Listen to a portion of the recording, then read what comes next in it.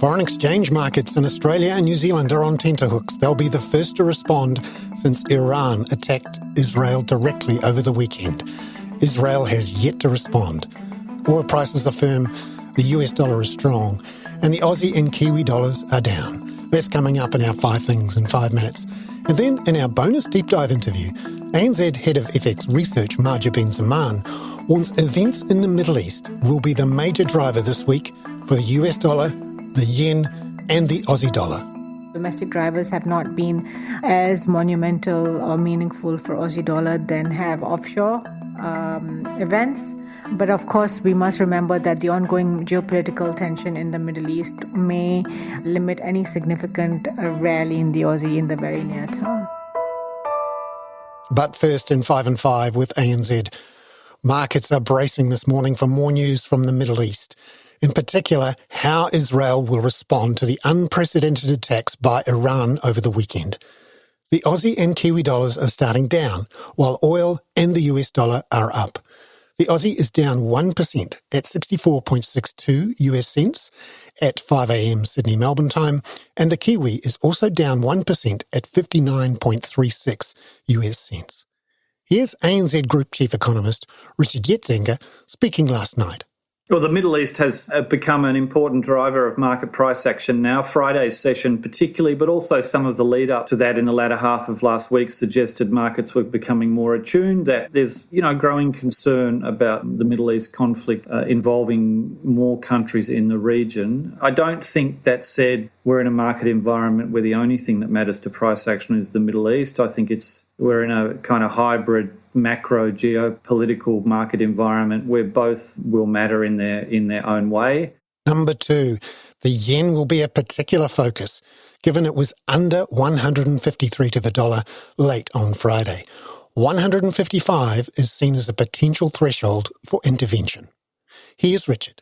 Certainly one thing that has been brought right to the front of the queue after Friday's price action is the yen and potential response from Japan about what's going on. I don't think they'll be keen to get involved in markets imminently because of the strength of these moves and what's driving them, but very much currency policy is part of the mix now as well.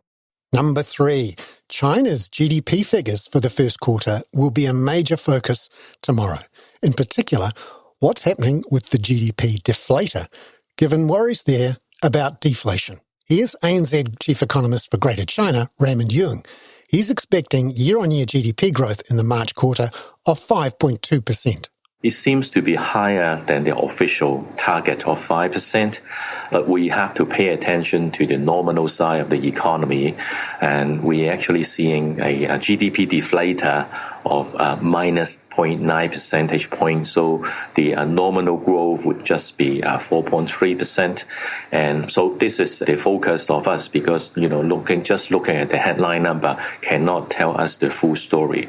We also need to pay attention to the different performance of different sectors. The property sector GDP will still be contracting, so that will drag the overall economic growth of China. Number 4, Australian jobs data on Thursday will also be watched closely by markets. Here's Richard again.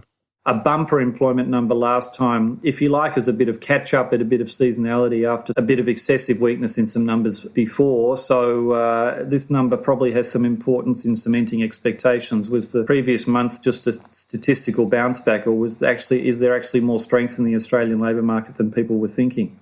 Number 5. Another thing to watch this week is a growing expectation the ECB will be able to cut before the Fed, possibly as early as June, before a Fed cut in July at the earliest. Here's ANZ's head of G3 Economics, Brian Martin.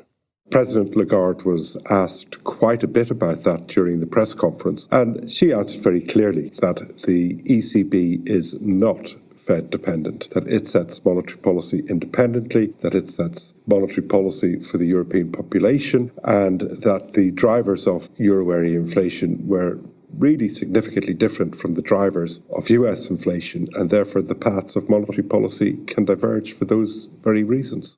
Brian Martin there. Now, in today's bonus deep dive interview, ANZ's Head of FX Research, Mahjabeen Zaman looks at where currencies are headed. The record surge in U.S. yields we have seen over the past days, and with rate cut pricing completely unwinding, we do think that the U.S. dollar could at the very least consolidate at its current levels. There is room for just a slight move higher if retail sales data surprises to the upside. Not forgetting we've got plenty of Fed speak, Logan, Mester, Daly and Williams. Again, based on their commentary post the US CPI, will likely impact the US dollar in the short term as well. We do think that inflation indicators are slowly pointing to one direction, that is really sticky prices and stalling disinflation. But then again, ISM services was underwhelming in terms of its price gauges. PMIs and ISM manufacturing, on the other hand, do show increased price pressures for March. Similarly, the NFIB Small Business Optimism Survey also shows a clear rebound in respondents raising their prices. So again, the strength in some of these services, especially medical care costs, would likely impact PPI and PCE prints in the near term, and this could lend itself to a firmer US dollar. Turning to the yen, there is a high bar still there for intervention. Volatility for dollar yen has been elevated. The effects from previous interventions by Japanese authorities have been short-lived, given the dollar yen market is pretty deep. The recent declines that we have seen in dollar yen have been probably, I would argue, less speculative and more driven by fundamentals. And so I think if volatility does pick up, and again that bar is higher for intervention, likely towards that 155 mark, that's probably when we would see actual intervention. I think in 1998, when Japan tried to strengthen the yen, there were, I think, a couple of rounds of intervention then. We saw around 3 to 5% yen appreciation, but that again reversed in the weeks that followed.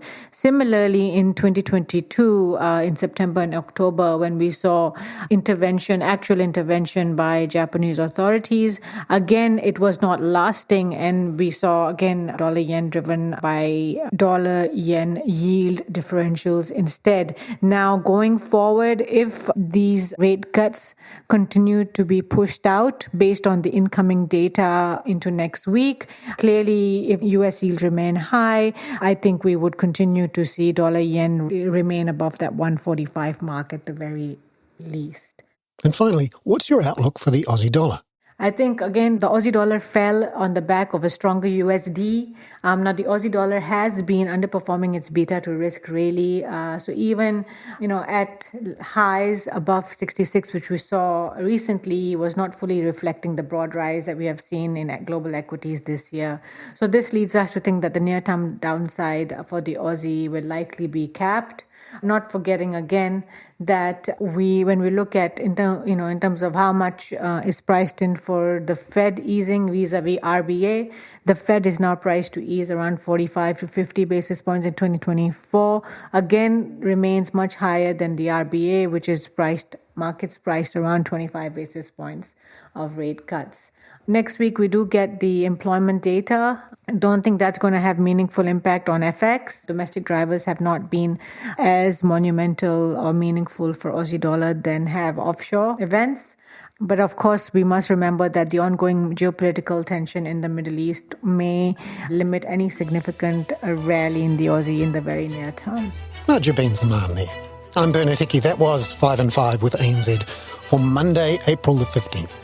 Catch you tomorrow with a preview of New Zealand's monetary policy decision on Wednesday.